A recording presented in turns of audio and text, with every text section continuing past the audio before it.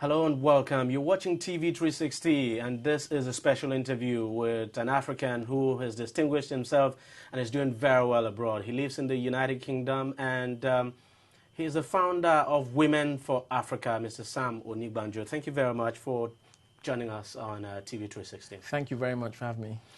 Women for Africa. You're a man. You hear the expression Women for Africa. First thing that will come to mind would be that a woman is probably running that organization, a man running an organization, Women for Africa. Before we come to that, tell us, what exactly is this organization about? What is Women for Africa? What do you do? Good question. Women for Africa is a platform. It's a platform designed to showcase the best of African women in the diaspora. So what we do is we look for hard-working, quiet African people that are doing incredible things in business, in the community, in society, in politics, and we showcase them for all of Africa in the UK to see and for the international media to follow, so that we can start to showcase the best of Africa in the diaspora. And you're talking about women, I mean African women now based in the UK, right? Yes, that's mostly. Yeah. So what exactly do? You go out to look for those women. There must be certain criteria you set. I mean, okay. You don't just go out and pick every African woman and say, oh, she's doing very well, or every African woman who does very well. There must be something very exceptional about what a particular woman does before you pick the woman for an award. That's so true. I tell you, what happens is my background is in marketing, so I actually have a huge amount of networks of people. So what I did is I just sent the nomination requirement through my network via email, via Facebook with my wife. We partner on this. And what we do, we wait for the community to actually send back their responses. So we don't actually nominate anybody. We wait for responses to come in, people to say, oh, we like Mrs. A, B, and C, we think she's doing a great job, and send in that nomination on her behalf. So it's what people send in to us that we will then give to our initial selection committee. So we have a committee, and we give them about 7 weeks to go through. This year, it was about 700 nominations, as in go through these 700. Your responsibility is to cut them down to the 16 categories we've got, with 5 finalists each. So out of 700, they came up with the final, I believe, 90 names. And then from there, we then ask those nominees if they will be interested in receiving the award. And if so, we then ask them to send in more information about themselves personally, and then we send that to our judging committee. So it's completely based on merit. There's no voting. There's no, I've heard in Nigeria, there's no give me some money and you get an award. No. It's merit-based. And all of our judges are people that we know that are outstanding and sticklers for excellence and for merit. What exactly is the objective of this? The award ceremony, the organization itself. What exactly do you aim to achieve? Okay, for the awards part, the objective of the awards is to showcase and celebrate the best of African women. That's it. Now, the actual organization is a platform to highlight Africa. We're tired of hearing Africa, there's a begging bowl, Africa, there's a corrupt politician, Africa, someone knocks someone over with a car. We want to showcase that Africa has excellence as well. And when we look at the population of Africa, more than half of our population are women. And these women are underserved in the marketplace. Simple economics. They're underserved in the gender war. And when it comes to actual continents of the world, Africa is the least served. So we have underserved continent, underserved gender. Double loss. So what we're looking at is that this is our cornerstone, and on that cornerstone we're going to build excellence, and the excellence is celebrating the best of African women. And let us talk about the other part now that I started with. Actually, you, a man running an organization of women. Yes. Well, I'm only emulating my father. Oh, really? My father always looked after his mother, looked after my mother, looked after my sister. So I grew up with the responsibility that as a man, you look after the women in your life. That's what you do. So anything to do with providing, supporting, celebrating, that is how I was brought up. So it's a first nature to me to actually know that, you know what, to actually elevate women is something natural. And then secondly, there's actually a selfish perspective to this. And the selfish perspective is, if you want to have an easy life as a man, look after your women. Oh, right. It's really simple. That's a strong advice for men out there. That's it. So in this position, you quickly become the darling of women, and it makes life easier. Interesting. Okay, let's talk about I mean, these other, apart from the Women for Africa Awards, you also organize the Nigerian Entertainment and Lifestyle Awards. Yes. And, I mean, tell us about that. That is a business concept based on our booming entertainment economy we have here. In this country, people know that we have loads of things going on in Nollywood. They know about the music, they know about the fashion, they love it. They're not quite clear on how it is actually coming up in the West. Nigerian fashion is on Sloane Square. Sloane Square is probably, is not like Oxford Street. Oxford Street is a mass shopping area. Sloane Square is uptown. I like when you say Banana Island, that's Sloane Square. When you go to Sloane Square, you will see Nigerian designs, not by Nigerian designers, but Nigerians, and they've probably copied them and they're in there. When you go onto high-end radio stations, you will hear Nigerian music. When you go into a West Indian shop, you will see them watching Nollywood movies.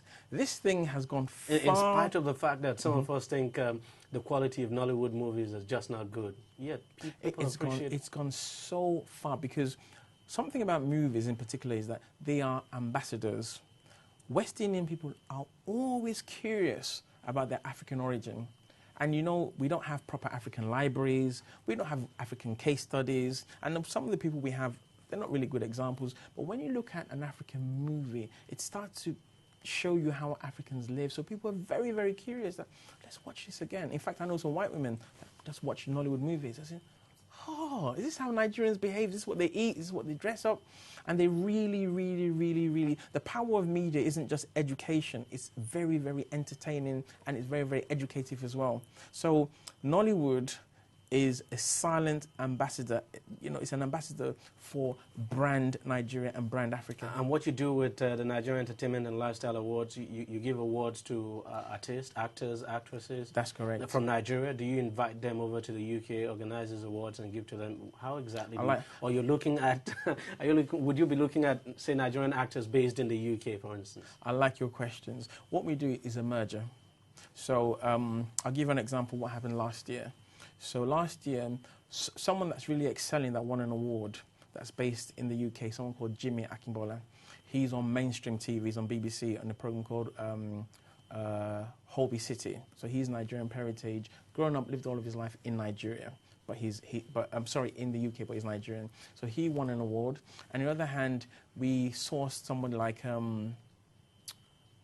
Jide Alabi, based here, works at Silverbird. So we got a Nigerian based in Nigeria. Then we had someone like Wale Ojo, who's a split. He does a lot of movies in Nigeria, does a lot of movies in the UK. And then we had some other people like May 7, that's Yemisi Odegbami, UK based. Because we're based in the UK, the majority of our awards go to Nigerians in the diaspora in the UK. Okay. But we always make sure that there's an inclusion. Or we had, what's his name? JAJ. We gave JAJ an award as well. So it's very important that the two cultures merge as well. We're trying to evidence that there shouldn't be a split. One of the reasons why Israel is so strong and the Jewish nation is strong is because they have a collective. They have the Jews that live in Israel, and you have the ones that control the power in New York. So everything we do, we're looking at clusters of power, making sure that Nigerians, you know, we foster, we have strong hubs so that we can influence, not just in Nigeria, but outside Nigeria. I have to ask you this because, I mean, reading through your profile, you're a business consultant, management specialist. You've actually you help people to secure funding for projects and all of that. I mean, that's something very serious. How do you combine this, all of what you've just explained now, with this, what I want to call this very serious and business-like part of you? How do you combine that? It's fulfillment. My business side, the fundraising, the strategies, that is hard work. It's very professional. It's financially rewarding, but there's a part of me that's still dead. There's a part of me that is a fun-loving, happy socialite, and that part suffers when I do all of this work and I raise these funds. I wear my suit and I do my business. So what I've done is I want to live a fulfilled life. So to fulfill myself, I need to actually engage my other passions.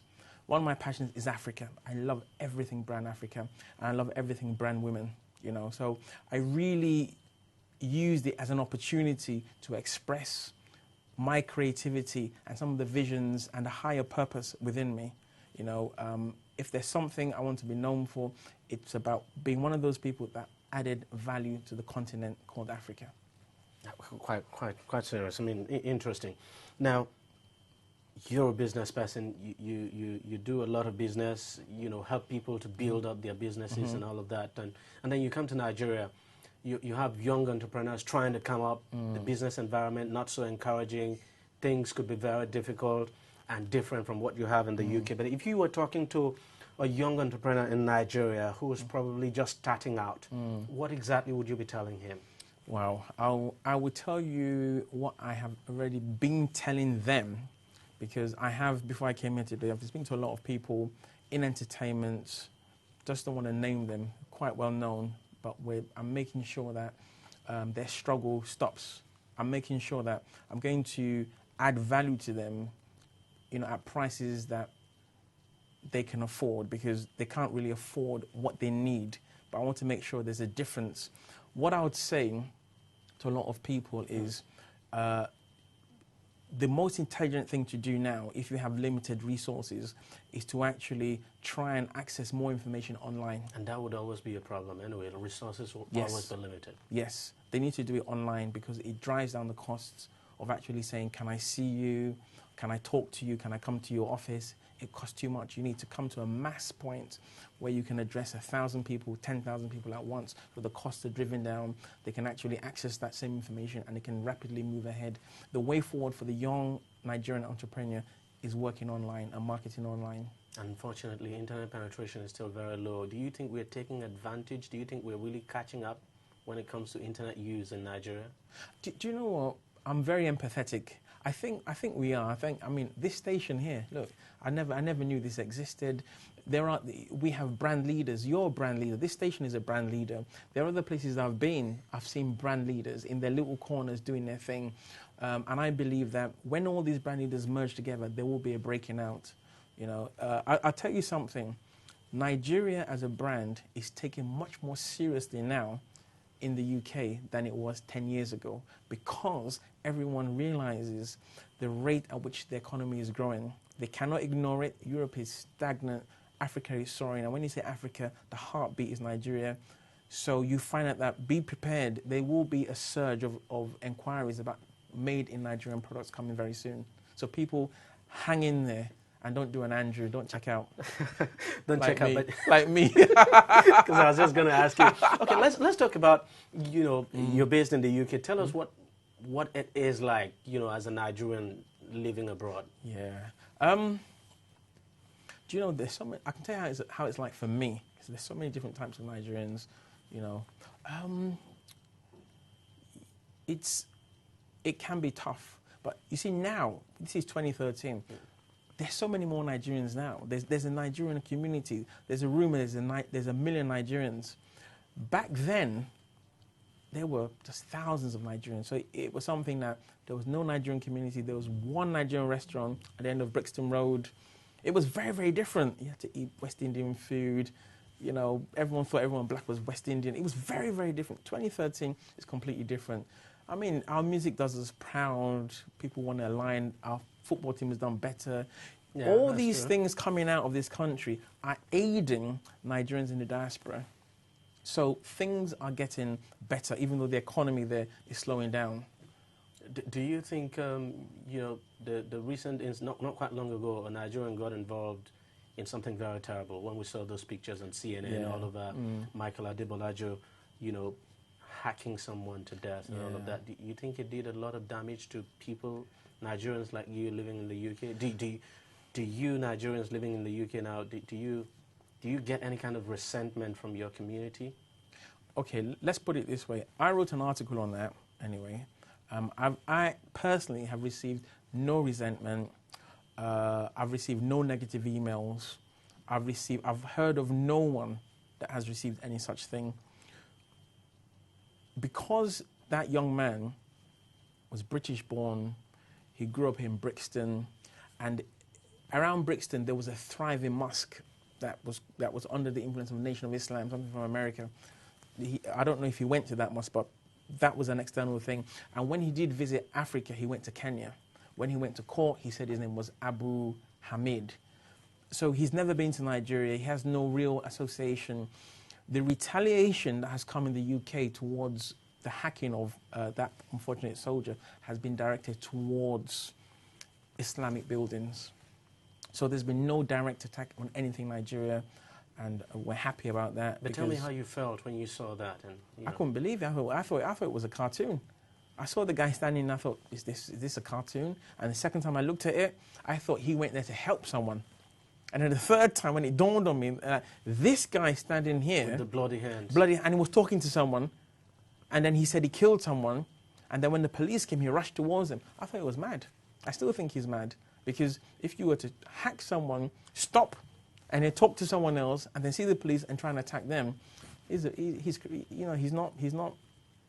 mad. Quite an unfortunate thing. Tell me, let's look at another thing. I mean, you're a young entrepreneur, you're doing very well, you're well known, and you know, the big talk in Nigeria is politics, and you know, 2015 is just around the corner. I don't know, you might be interested in politics, you may want to run in 2015, it might be 2019, I don't know, it all depends on whether you are interested and when you'll want to run, but are you interested in politics? The truth is, I have a huge passion for politics. I've been writing things about politics since I was about 12 years old. My key interest is in governance, is in good governance. Good governance is the difference between a successful society and a shamble. And when I say society, I mean your business society, your family society, events, or your country. So my key word is always good governance. I believe that when you can look after people, you govern people aright, you deliver on what you say, you would have a transformed business community or a transformed nation. Now, in saying that, I know that Nigeria has 247 ethnicities. I know that in England, one ethnicity alone stalled the progress of that country for years through the IRA. So I can't imagine how tough it will be trying to govern with 247 IRAs in one country. There will be no progress. So I have a lot of empathy towards people in politics, but I think people need to look more carefully at the Nigerian nation state and not so much at things like corruption or armed robbery. I think the core issue is that the people do not perceive themselves as one. And when you don't perceive yourself as one, you will not walk in unity. It doesn't matter what you say. So the think tank in my head says we have to work towards a brand Nigeria, something that people are proud of, something that people want to do collectively. The same way they support a national team, they need to support a national government. But that is not given, it's earned. But would you be willing to put your hat in the ring, you know, take part in the process, run for office? Take part in the process, yes. And run for office? Run for office, I'm not sure.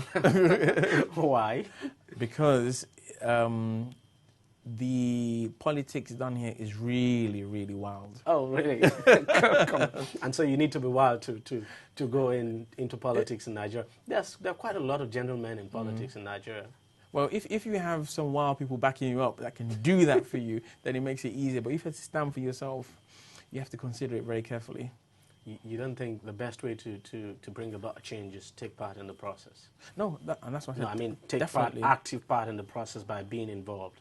You can be involved by giving out the right type of thoughts, the right strategies, the right thinking, because once we've got the mind oriented the right way, it will evidence itself in how people govern. So I think that the challenge isn't just about governing people, it's about making sure that you're thinking right. And that's where the greater intangible challenge for Nigeria is. Well, there's something I know about politics. It has this pull effect. You develop interest in it, it pulls you. So you're no doubt interested in politics. You just said you wouldn't want to run for office, but you know that pull effect could pull you one day, someday, to run for office. Hey. You know, I can tell. Thank you very much, Mr. Sam Onigbanjo, for talking to us on TV360. Thank you very much. Thank you so much for coming.